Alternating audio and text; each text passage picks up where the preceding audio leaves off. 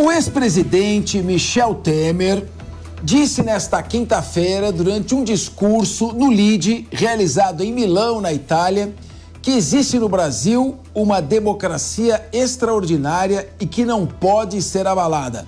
Vamos ouvir o sempre presidente Michel Temer. Só existe diálogo porque existe uma democracia extraordinária no Brasil, porque as instituições democráticas estão suficientemente estratificadas. Nada pode abalá-las.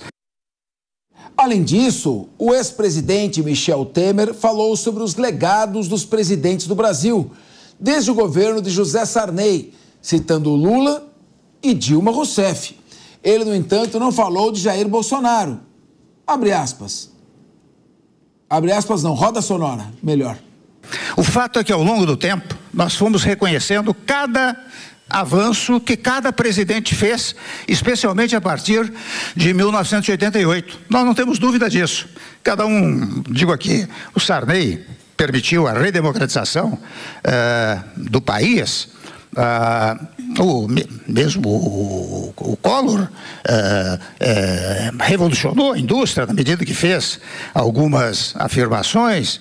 De igual maneira, o presidente Lula, o Fernando Henrique, quando fez as reformas que acabei de mencionar, não é?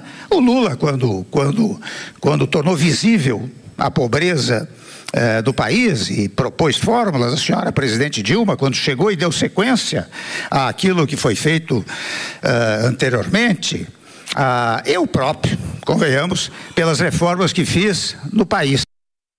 Meu querido Mano Ferreira, eu vou começar com você, porque você fez uma observação inteligente, que o presidente estava olhando mais para o lado do que para frente, estava fazendo uma palestra.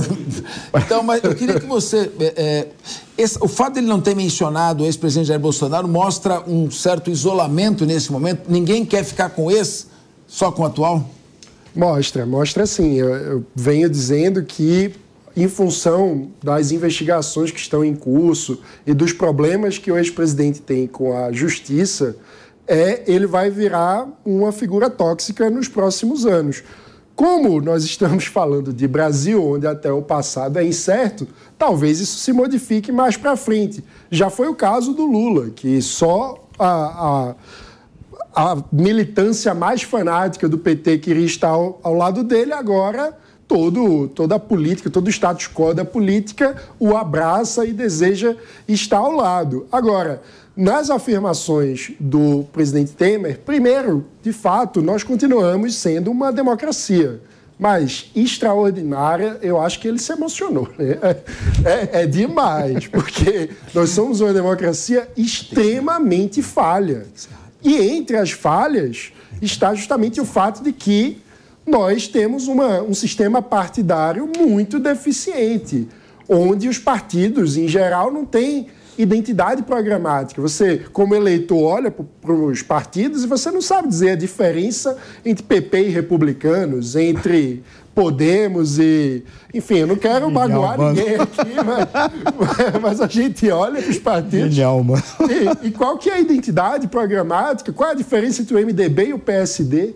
Então, é muito complicado você falar de democracia extraordinária quando você tem tantas falhas. Uma coisa é defendermos o fato que temos uma democracia, ponto. Não, falar que temos uma ditadura, alguma coisa do tipo, não corresponde à realidade. O poder é fragmentado, existem vários grupos com interesses diferentes. Você não pode dizer que o Arthur Lira é submetido ao Lula. Existe uma disputa de poder, existe alguma funcionalidade na nossa democracia. Mas daí a extraordinária, a gente perde de vista o número de aperfeiçoamentos institucionais que necessariamente precisamos perseguir se desejamos um caminho de prosperidade. Então, nesse sentido... Eu vou pedir a vocês, amigos debatedores, 1 minuto no máximo cada um. Eu vou ter que interromper, se passar, porque estamos próximos do final, mas eu preciso ouvir.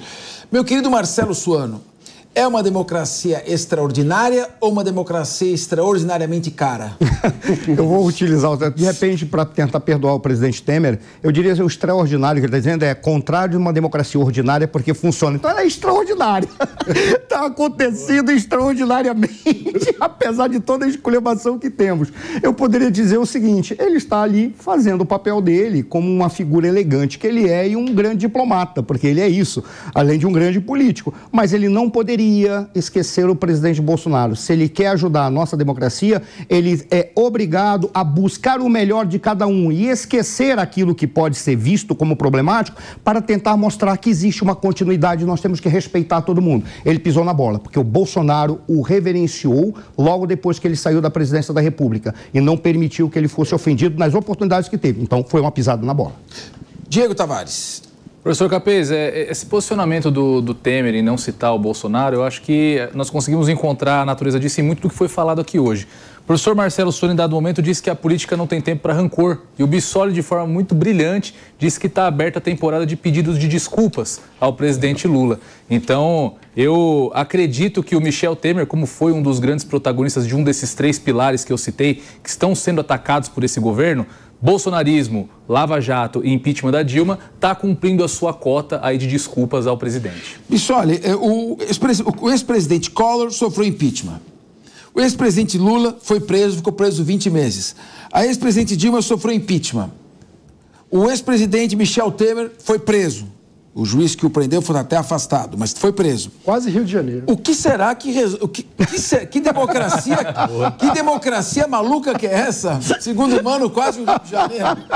Eu acho que ele fez uma fala muito estratégica, primeiro para justificar até o próprio impeachment como um resultado da própria democracia, para sair dessa conversa de golpe. Então ele falou nesse sentido e fez uma análise do seu governo, de quando assumiu a presidência, para trás. Ele pode simplesmente ter esquecido de falar do Bolsonaro, que ele estava fazendo uma leitura do momento que ele foi presidente para trás. Ou, de forma mais inteligente, que também o Michel Temer de bobo não tem nada, é um político muito experiente, como o professor Marcelo Sony aqui trouxe, ele pode ter olhado o seguinte, o Bolsonaro em baixa como está, deixa eu ser o grande presidente de direita que esse país teve, afinal fiz reformas de direita para o país, tive um governo de uma agenda mais liberal, sucedendo a Dilma Rousseff, que era do PT, e posso ficar na história como o grande presidente que representou a direita.